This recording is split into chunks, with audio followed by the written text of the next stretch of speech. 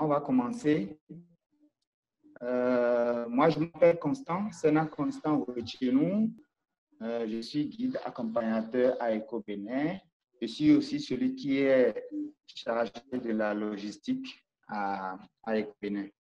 Et on va aller plus précisément dans la commune d'Atiémé pour aller visiter, pour aller rendre visite à une ONG, l'ONG Aspel, qui intervient un peu dans le domaine de la production animale, production végétale, et beaucoup plus pour la formation des jeunes, pour leur insertion professionnelle. Donc, Bénin de demain, c'est un concept que EcoBénin a initié pour vous présenter les différentes initiatives responsables qui respectent la nature et qui respectent l'homme et qui mettent au cœur du développement l'humain et la nature. Donc, pour ce premier épisode, on va parler d'une plante qui a connu, disons, qui est devenue très, très demandée sur le marché actuellement à cause de la pandémie actuelle.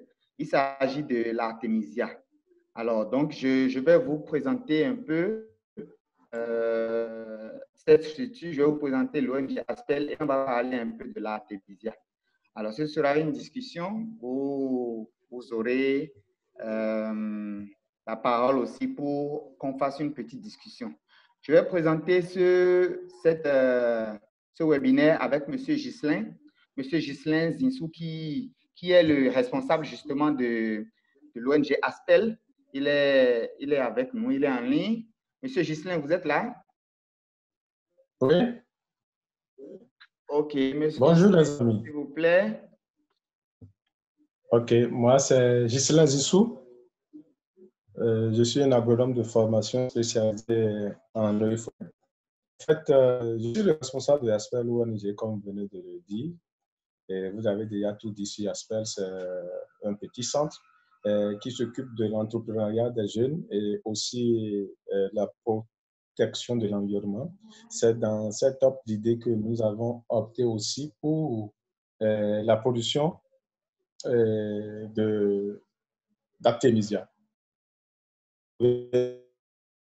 Une solution au mot, d'abord le palu à travers dans les communautés, mais aujourd'hui, au-delà de palu, l'artémisia trouve aussi des solutions pour ce qui concerne la pandémie que nous gérons actuellement, qui est COVID-19. Le centre Aspel est créé le 5 août 2005. Et nous sommes dans le département du Mono, précisément dans la commune d'Atiémé, dans l'arrondissement central d'Atiémé. Donc, de façon ramassée, voilà un peu ce que je peux dire sur le centre Aspel. Vous avez déjà tout dit à travers les activités que nous menons, sans oublier la formation des jeunes à l'entrepreneuriat, la transformation des produits agroalimentaires, et que j'en passe. Toujours est-il, aujourd'hui, c'est un sujet très, très, très délicat. OK. Monsieur Ghislain, merci beaucoup. Je vais vous redonner la parole tout à l'heure. Après la présentation des slides que j'ai fait, je vais vous redonner la parole pour que vous nous fassiez un petit témoignage sur les différentes pressions que vous recevez de la part des populations, de la part des pharmacies qui sont dans votre zone et qui demandent de plus en plus à consommer cette plante-là. Alors, nous allons commencer notre présentation. Alors, l'ONG Aspel, comme je l'ai dit, est une association de protection de l'environnement et des localités. C'est une organisation non gouvernementale béninoise qui a été créée en 2005 par un Béninois. Et il est situé dans le département du Mono, plus précisément dans la commune d'Atiémé. Donc, l'ONG fait la formation des jeunes. Donc, depuis la création de l'ONG, il y a plus de 500 jeunes qui ont été déjà formés et dont 30% se sont déjà installés à leur propre compte. Alors, en dehors de ça, l'ONG donne un appui conseil. L'ONG Aspel donne un appui conseil aux producteurs de cacao qui sont dans la région, là, dans la zone du Mono. Parce que dans cette zone-là, les terres sont assez favorables à la production de cacao. Donc, les producteurs qui sont dans la zone viennent prendre conseil auprès de l'ONG Aspel. Alors, on va revenir un peu sur la situation actuelle liée au coronavirus. Alors, au Bénin, on a eu au total 1770 cas à la date d'aujourd'hui. Actuellement, il y a 699 cas actifs. Cette dernière semaine, le nombre de décès a considérablement augmenté. On s'attendait un peu à ça parce que dans un premier temps, il y a eu le confinement qui a été décrété, mais après, il y a eu le déconfinement. Et donc, après le déconfinement, on s'attendait que le fait que les gens se retrouvent, justement, ça va provoquer encore une autre vague de contamination. Et donc, on est en train de gérer ça. Alors, on a et de ces utilisations. Alors, les originaux aujourd'hui, l'artémisia est une plante qui est très, très vieille, plus de 2000 ans, qu'elle a été déjà utilisée en Asie, plus précisément en Chine. Le nom scientifique de cette plante, c'est l'artémisia. Préalablement, il faut chauffer 1 litre d'eau. Vous allez prélever 5 grammes de la tisane d'artémisia que vous allez mettre dedans pour pouvoir vraiment avoir de l'infusion sur une durée de 15 à 20 minutes. Durant toute la journée. Et dès que vous avez des symptômes de palu tels que la fièvre, le mal de tête, le corps chaud, dès que vous prenez 1 litre, dans la disparaisse. Mais certes, ce n'est pas dit que vous avez éliminé la totalité de Plasmodium. Il faut poursuivre le traitement jusqu'à au moins 1 semaine. Et dans la durée d'1 semaine, vous allez utiliser 7 litres d'eau. Ainsi, vous éliminez complètement de Plasmodium dans le sang. Donc, voilà un peu comment l'artémisia s'utilise pour prévenir, pour traiter le palu. Et également, dans le même temps, on l'utilise aussi, tel que je vous l'ai dit, même si vous n'êtes pas atteint de palu, vous l'utilisez comme ça aujourd'hui et vous êtes vraiment aguerri pour faire face au COVID-19. Actuellement, moi, je suis en train de prendre comme ça de l'artémisia. Et tout à l'heure, je viens de parler de l'artémisia dans l'eau chaude, mais d'autres vont jusqu'à aussi prendre de l'artémisia dans l'alcool. Mais ça a encore d'autres vertus. Ça a encore d'autres vertus, mais toujours est-il pour traiter le palu et le COVID, voilà comment il faut utiliser aujourd'hui de la tisane de l'artémisia. C'est la décoction de la feuille de l'artémisia.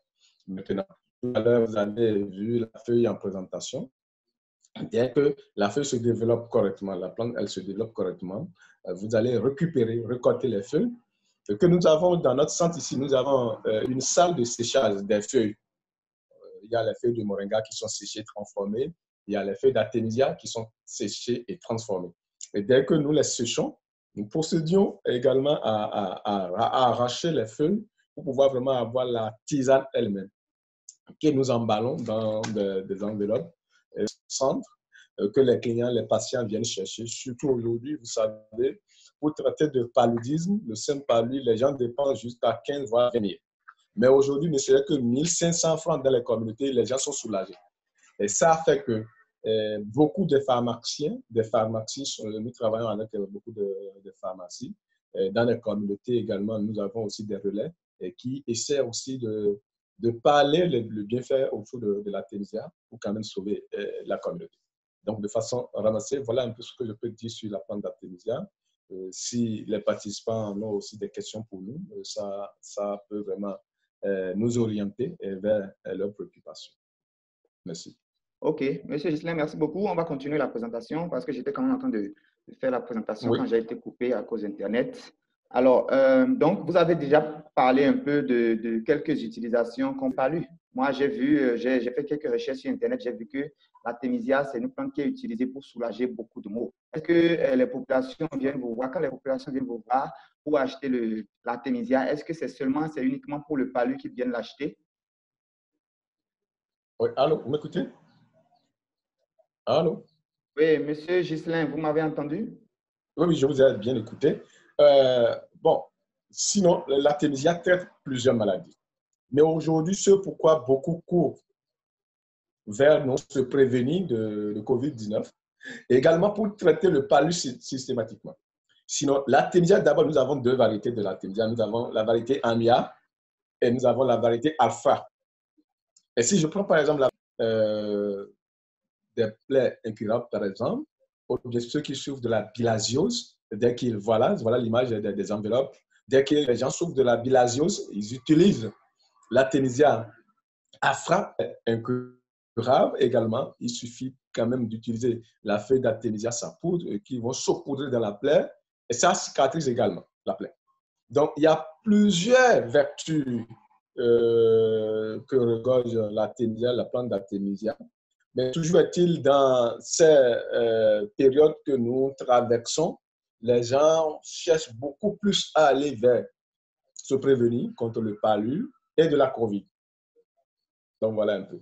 Et à côté de ça, nous avons aussi sorti aussi une boisson à base d'artémisia. Je ne sais pas si vous me voyez directement. S'il s'agit de la décoction dans l'alcool de la feuille de l'artémisia. Et dès que vous prenez ceci, ça nettoie le foie, ça nettoie aussi le rein, et ça vous permet aussi d'éliminer tout ce qui est comme des déchets. Et ainsi, ça vous prévient de la prostate, de n'importe quel type de la prostate. Et l'autre vertu également qui est tellement fructiforme, l'artémisia réduit les risques de l'évolution de cancer. Donc, voilà encore d'autres formes de mots auxquels la plante en question trouve. Effectivement, c'est une plante qui regorge beaucoup de vertus. Donc, voilà un peu. OK, ça, c'est les différentes utilisations. Mais votre production actuellement, quelles sont les formes sous lesquelles vous vendez l'artémisia? Est-ce que c'est seulement sur la forme de feuilles que vous le produisez? Oui, actuellement, nous le vendons sous la forme, disons, deux formes. Mais la toute première, c'est celle-là qui est beaucoup plus recherchée. C'est la deuxième forme-là qu'on est en train de promouvoir. La toute première, c'est, vous avez vu, tel que se trouvent les emballages, c'est la feuille elle-même qui est dedans. Ça, c'est beaucoup plus sollicité que la forme alcoolique. Mais la forme tisane, feuille sèche, dans les enveloppes, des petites enveloppes comme ça c'est beaucoup plus demandé que dans les pharmacies aujourd'hui, dans les supermarchés et aussi dans les communautés pour pouvoir vraiment rapprocher le produit de la communauté. Donc, c'est sous forme de la feuille qui est beaucoup plus demandée aujourd'hui. OK, d'accord. Mais je sais que j'ai appris aussi que ça existe sous forme de poudre, même sous forme de gélules et d'huile essentielle. Oui, laissez-moi vous parler tout rapidement de la forme de gélule. Vous avez vu l'emballage qui est là, la tisane qui est dedans, ça peut faire jusqu'à au moins 2 ans. Mais tout de suite, si c'est en forme de gélule, ça perd sa qualité parce que rendre une feuille en poudre, ça contracte de l'humidité. Du coup, dès que le taux d'humidité est contracté, ça fait apparaître ou bien ça fait développer aussi de la moisissure. Donc, le produit perd sa qualité. Mais par contre, ici, dès que la feuille elle est séchée dans les conditions optimales, c'est-à-dire nous avons un système de séchage à l'ombre et qui permet de garder la vertu de la plante. Ainsi, avec les recherches scientifiques, la feuille a été séchée à l'ombre. Vous pouvez la garder pendant au moins 2 ans. Mais par contre, si c'est tout de suite sous forme de gélule, ça perd sa valeur après au moins 3 mois. Mais ce qui c'est recommandé. Même l'OMS aussi, même le sait. Les herboristes aussi le savent également. La belle preuve avec la biologie, nous avons étudié la biologie. On nous a appris à faire de l'herbier. Vous avez vu quand on fait de l'herbier, la feuille garde sa forme sur de longues durées d'années, par exemple. Donc, c'est le même système le même système du monde que nous utilisons pour en ce qui concerne le séchage jusqu'à la transformation et le produit fini d'Artemisia aujourd'hui. OK. Oui. OK. Alors, on va parler maintenant de l'impact direct que cette pandémie a sur la production et la consommation de l'artémisia. Alors, de votre production qui était de demi-hectare, même pas, hein, presque un quart d'hectare Oui. les années passées. Et cette année, à cause de la forte demande, vous êtes passé à 1 hectare. Voilà. Et je crois que vous avez dit qu'à cause du Oui. fleuve Mono qui déborde, est-ce que vous pouvez nous expliquer un peu comment est-ce que vous vous arrangez pour éviter un peu que le débordement du fleuve Mono ne vienne dévaster OK, merci beaucoup votre sur ce culture? plan. Vous voyez, si vous êtes l'espoir pour une communauté, il va falloir aussi nouer aussi des relations, des ambitions de sa communauté. L'année passée, on a été sinistré parce qu'on ne s'y attendait pas. Il y avait là où nous avons produit l'artémisia, nous avons perdu énormément. Mais dans l'optique aussi, pour cette année, nous avons délocalisé le lieu de production d'artémisia de notre centre, une envergure d'un hectare de production d'artémisia. On sait que quoi qu'en soit, s'il y a des débordements, si éventuellement il y a des débordements, la production d'artémisia dans notre centre ne sera pas touchée. Et à côté de ça, au cours de cette pandémie, je vous assure que la demande augmente tous les jours. Tous les jours, nous recevons des appels, près d'une vingtaine d'appels qui demandent l'artémisia. Même actuellement, au moment des appels pour ce qui concerne la demande d'artémisia. Donc voilà, la demande au jour le jour s'augmente. Et il y a un volet aussi que j'oubliais aussi de vous en parler. On parlait de traitement de palu, de traitement de la prévention de Covid, mais il y a l'autre aussi vertu d'artémisia, c'est un vermifuge. Et dès que vous donnez aussi aux petits, une fois que vous traitez le palu pour les enfants, vous les déparasitez également. La production aussi n'était pas très grande. Mais avec l'arrivée de cette pandémie et la découverte des vertus de cette plante, ouais. Les gens se sont un peu rués dessus et aujourd'hui, il y a moins, la demande est beaucoup plus forte que la voilà, production. Exactement. OK. OK. Et donc, est-ce que, à part les populations qui viennent vous voir pour avoir l'artémisia, est-ce qu'il y a des structures ou bien d'autres, est-ce que par exemple ceux qui font les plantes, ceux qui soignent avec les plantes ou bien d'autres personnes, d'autres structures, par exemple, viennent vous voir pour avoir cette plante miracle? Oui, d'autres personnes viennent, d'autres structures également. Des gens veulent l'en avoir dans leur composition. Ils viennent, ils nous sollicitent et nous leur trouvons aussi satisfaction. Donc voilà un peu. Oui. OK. Alors, est-ce que les populations demandent, par exemple, à avoir des plants d'artémisia, par exemple, les jeunes pousses d'artémisia ou bien pour pouvoir planter, par exemple, chez eux, parce que il est de coutume, par exemple, d'avoir certains plants à la maison, d'avoir un petit jardin où on a un peu de tomates, un peu de ci, un peu de ça. Par exemple, le vernonia, le amand-vivet que nous avons tous là. Dans la plupart des maisons, on trouve cette plante-là qui est plantée et qui est utilisée directement par le ménage. Est-ce que les gens viennent vous voir pour avoir des plants d'artémisia qu'ils peuvent, par exemple, planter chez eux? Oui, et ils viennent, ils en demandent. Par le passé, on leur trouvait.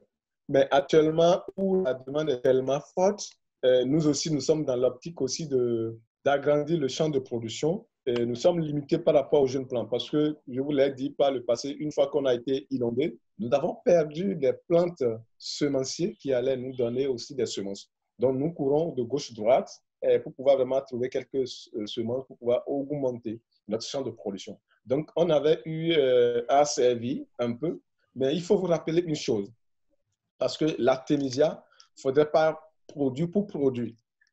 Pour produire l'artémisia, il faut respecter des normes. Par exemple, celui qui veut faire la production d'artémisia doit faire ça sur une terre neutre, c'est-à-dire la terre qui n'a jamais fait l'objet d'utilisation de produits chimiques, tels que des engrais, des insecticides, de l'herbicide. Mais juste, c'est pour produire dans sa propre maison. Voilà, et nous essayons de dire Vous ne devez pas fumer la plante avec de l'engrais chimique. La belle preuve, si Aspel, une structure environnementale, se lance dans la production d'artémisia, c'est parce que nous avons aussi le respect de la marche en avant, nous avons aussi le respect de la traçabilité de nos productions. Donc, pas d'usage d'engrais chimiques, pas d'usage aussi des produits chimiques. Ça doit être produit dans les conditions biologiques. C'est surtout ça. OK. Oui. Donc, ils viennent, ils en demandent. Si nous avons des jeux, nous essayons aussi de mettre à leur disponibilité. Donc, voilà, de façon générale, ils sont tellement intéressés, tout le monde. Notre souhait également est de voir aussi les gens disposer ça dans leur ménage. Parce que toujours est-il, dès que vous utilisez les 35 grammes, vous vous êtes prévenu pendant au moins 6 à 7 mois. Les moustiques peuvent vous piquer n'importe comment, vous êtes aguerri. Donc, voilà ce pourquoi les gens courent derrière l'artémisia aujourd'hui. Mais par contre, l'utilisation des comprimés, des médicaments, la population a compris aujourd'hui que c'est des calmants. Vous utilisez, mais quelques jours après, le même mal reprend. Mais dès que vous utilisez l'artémisia, au moins de 6 à 7 mois. Voilà un peu. Ouais. OK, d'accord. OK, d'accord. Okay. Alors, vous pouvez nous parler un peu des autres produits qui sont valorisés par la ferme en dehors de l'artémisia que vous produisez? Oui, les autres produits, nous avons les épices de table. Tout à l'heure, je vous ai parlé d'un centre environnemental. Parce qu'aujourd'hui, l'objectif pour nous, si vous avez vu toutes ces productions, il faut quand même amener les jeunes. Parce qu'aujourd'hui, les jeunes, il n'y a pas d'emploi, il n'y a pas d'emploi. Mais il faut qu'il y ait de l'emploi. Mais quel genre d'emploi? Nous avons vu le jeune, parce que la plupart des communautés aujourd'hui, il y a tout en essayant aussi de valoriser des dépotoirs sauvages pour pouvoir récupérer des déchets solides ménagers pour en faire aussi de l'agriculture, de maraîchage et de jardinage. Ce que vous voyez en verdure sur la photo, là, il s'agit de la production pure de curcuma longa. Et chez nous, au centre Aspel, le curcuma est transformé en jus que j'en passe. Et dans les clarsons, vous verrez aussi des jus de baobab, des jus d'ananas, aussi des sations au jeu qui peuvent aussi créer leurs propres initiatives et quitter le lot des chemins dans notre pays. Vous voyez aussi, là aussi, nous avons de pâtes tartines de cacao. Tout à l'heure, nous accompagnons, le centre Aspel accompagne les producteurs de cacao dans le département du Mono pour sa production parce que derrière tout ça, là, dès qu'on produit, on met en place une production de cacao et tout ce qui est d'insectes, surtout de l'abeille, ils vont vraiment avoir aussi des pollens pour donner beaucoup de miel. Donc ça fait partie aussi d'une filière entrepreneuriale qu'on peut développer au niveau des jeunes, aussi des fèves de cacao pour leur transformation en chocolat. Donc, le centre Aspel aussi dispose aussi de ces connaissances qui mettent aussi à la disponibilité de ces jeunes pour leur formation. D'abord, la production pour la disponibilité de la matière première, pour sa transformation en produit fini et aussi créer aussi des clusters pour la distribution, pour la mise sur le marché des produits finis. Et je prends également des papayes. Des papayes, pourquoi aujourd'hui des papayes? On parle aussi de la sous-alimentation dans les ménages. Au moins, il faut que, après avoir mangé, il faut que les gens prennent au moins 2 voire 3 fruits dans la journée. Donc, du coup, c'est ça, nous avons intégré aussi dans le système entrepreneurial pour notre centre Aspel. Et nous produisons des plants de papaye et nous les transformons également sur place. Nous faisons aussi le jus de papaye. Mais certes, les bonnes dames aussi viennent pour pouvoir en acheter et aller revendre. Les ménages également passent aussi pour commander les jeunes plants de papaye pour aller planter, soit pour venir chercher le fruit direct. Donc voilà, de façon à ramasser ce que le centre est en mesure d'en faire. Même actuellement, nous essayons aussi de valoriser les mangues, par exemple. La tomate qui pourrisse. Vous pouvez imaginer, actuellement, la tomate tourne autour de 1500, 2000 la bassine. Mais on peut toutefois procéder à sa transformation via aussi à sa conservation et vendre plus tard dans la période de soudure. Donc, c'est des idées entrepreneuriales qu'on est en train de mettre en place et pour pouvoir quand même booster l'entrepreneuriat au niveau des jeunes. Merci beaucoup. Merci, M. Ghislain. Okay. Alors, merci à tous ceux qui ont participé. Et nous sommes maintenant ouverts pour les questions. Nous allons prendre les questions s'il y en a. OK. Monsieur Adam, vous nous avez suivis. Vous avez des questions? Monsieur Constant, je vais laisser tous les autres poser leurs préoccupations. J'ai pris des notes et j'ai beaucoup de choses à dire. Donc, il n'y a pas de problème. Je préfère passer à la fin, quoi. Ok, d'accord. Alors, il y a quelqu'un qui veut poser une question?